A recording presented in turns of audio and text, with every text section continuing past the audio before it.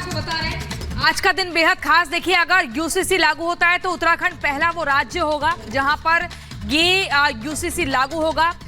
धामी सरकार की अगर हम बात करें तो 2022 में चुनाव लड़ते वक्त लगातार ये जोर दिया गया था कि अगर वो सरकार में आते हैं तो यूसीसी लागू होगा। और चुनाव जीतने के तुरंत बाद ही एक कमेटी का गठन हुआ जिसकी अध्यक्षता रंजना प्रकाश देसाई ने की। 5 लोग इस कमेटी में जुड़े थे और आपको बता दें 100 से ज्यादा जिलों में जाकर विचार विमर्श किया गया। हर धर्म और समुदाय के लोगों से बातचीत कर कमेटी में रिपोर्ट बनाई। आज प्रतीक्षा समाप्त हो रही है और आज देवभूमि से समान नागरिक संहिता लागू होने की दिशा में हम आज सदन में इसको प्रस्तुत। एक विषय है, बड़ा विषय है और सभी माननीय विधायक चाहते हैं कि सदन में प्रस्तुत करने के उपरांत उस ड्राफ्ट को अध्ययन के लिए पर्याप्त समय मिलना चाहिए। यूसीसी के विषय में क्या क्या उसमें कई पृष्ठों में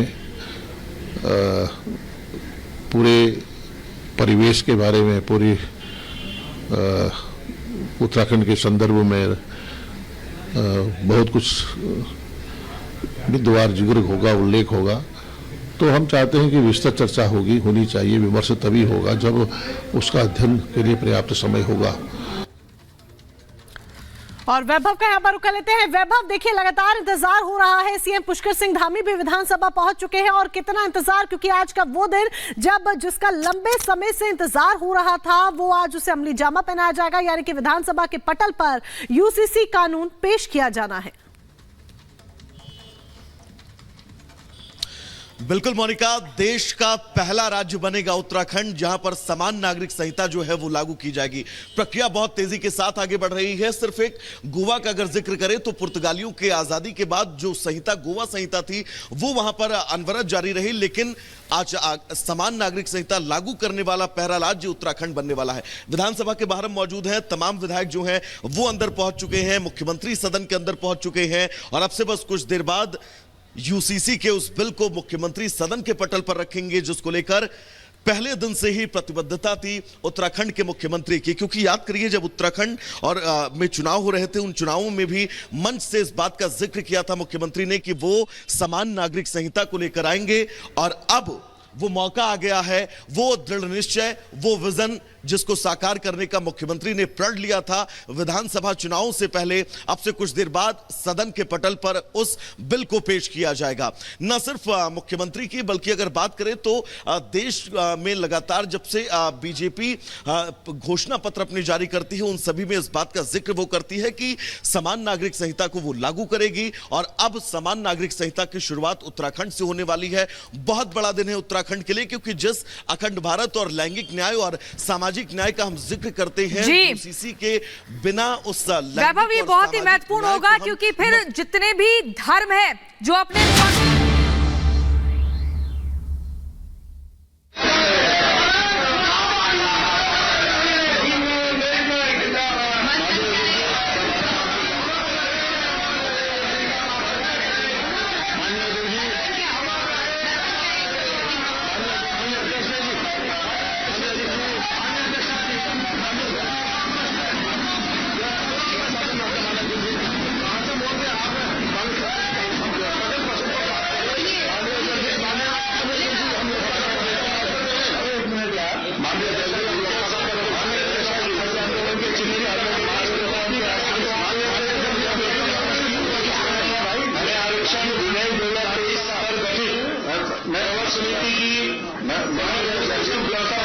ये तस्वीरें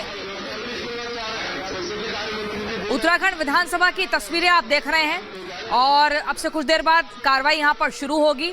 विचार विमर्श किया जाएगा। जो विधेयक यूसीसी का आज विधानसभा के पटल पर रखा जाएगा और उस पर दोनों ही तरफ से कोशिश होगी कि सहमति बने और फिर आगे की प्रक्रिया को पूरा करने का प्रयास होगा। सरकार की लगातार ये कोशिश है कि जल्द से जल्द कानून के रूप में इस यूसीसी को यानी कि समान नागरिक संहिता को राज्य में लागू किया जाए, जो कि सब धर्मों को एक समान चलने के लिए प्रतिबद्ध करेगा। आपको बता दें, अगर मुस्लिम धर्म की बात करें तो उनका मुस्लिम पर्सनल लॉ है जिसको वो मानते हैं। हिंदुओं की बात करें अगर, तो वो हिंदू मैरिज एक्ट के तहत अपने बाकी नियमों को मानते हैं, और ऐसे ही सिख और ईसाई में भी है। लेकिन अगर यूसीसी आएगा तो सभी धर्म एक ही समान तरीके से विवाह करेंगे, संपत्ति का बंटवारा होगा तो वो भी उसी कानून के हिसाब से होगा, और ये समानता लाने की तरफ एक बड़ा प्रयास है बीजेपी का, उत्तराखंड सरकार का। तो यूनिफॉर्म सिविल कोड बिल आज पेश किया जाना है, कुछ ही क्षणों का इंतजार। विधानसभा की ये तस्वीरें सीधे आप देख रहे हैं और कहा जा रहा है कि खुद मुख्यमंत्री पुष्कर सिंह धामी इस बिल को पेश करते हुए नजर आएंगे, और कैबिनेट में इसके ड्राफ्ट पर पूरी तरीके से मोहर लग गई थी। जो ड्राफ्ट तैयार हुआ, जो मसौदा तैयार हुआ, पूरी तरीके से पास हुआ था। सदन में मेजोरिटी, सरकारों ने भी मेजोरिटी की है, और माननीय अध्यक्ष जी स्पीड से भी और दृष्टांत पेश किए गए हैं, और देखने में आ रहा है कि नजरें बनती हैं और नजरों का जिक्र किया जाता है। सदन में विभिन्न चर्चाओं में विभिन्न विषयों पर उन नजीरों का, दृष्टांतों का जिक्र किया जाता है। लेकिन दुर्भाग्य है कि आज सदन संख्या बल को, हम जानते हैं संख्या बल के आधार पर इस विधेयक को पारित नहीं किया जा रहा था। लेकिन मैं आपसे निवेदन करना चाहता हूं माननीय अध्यक्ष की यूसीसी जो विशेषज्ञ समिति की जो रिपोर्ट है उस पर पटल पर रहने का कहीं जिक्र नहीं किया गया है। उस मसौदे का कहीं पर भी उल्लेख इस एजेंडे में नहीं है, और जिससे कि हमारे माननीय विधायक गुण दोष के आधार पर उसमें भाग लेते, चर्चा करते।